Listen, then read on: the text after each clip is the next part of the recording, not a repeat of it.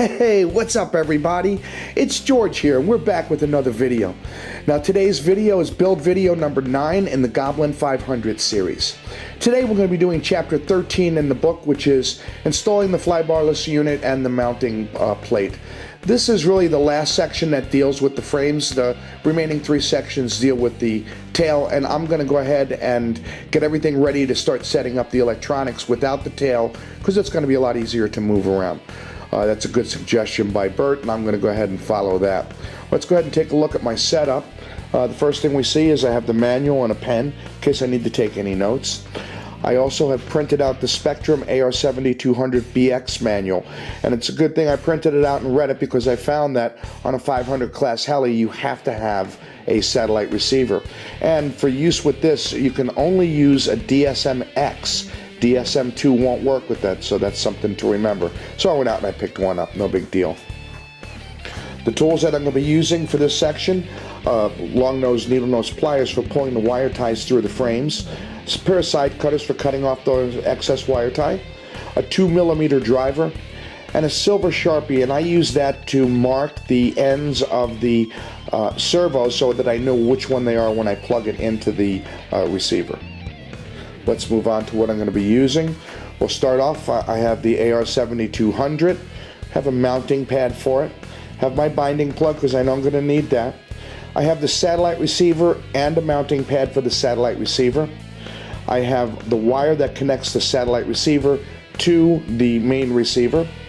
I have the mounting tray, the mounting bolts, and some wire ties, and that's pretty much all I'm going to need for this. I'm going to try to get everything all buttoned up and looking nice. So let's go ahead and put this on the tripod and get right on with chapter 13.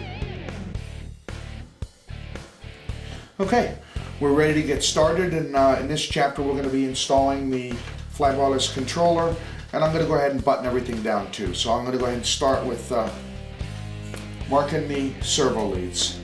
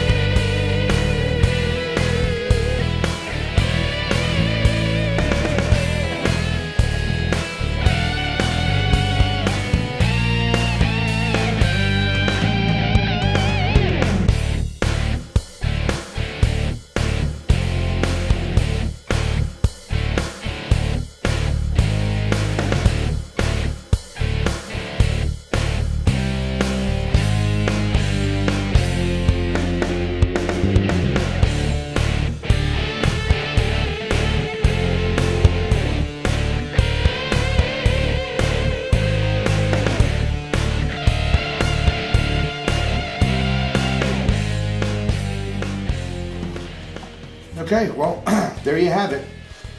The flybarless controller is installed. It's very nice to have a space down here for all of your wiring, plenty of room to get to everything up top here. Everything went very nice. They provided plenty of tie downs for your wire ties to keep the wires in place, and everything, I mean, it looks very clean.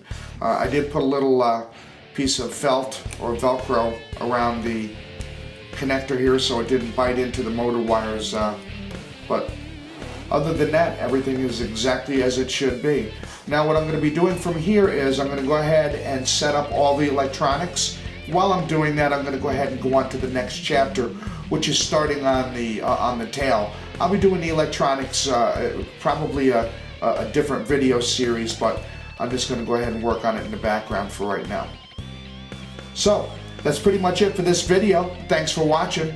Stay tuned for video number 10 coming soon. And as always, happy flying, friends.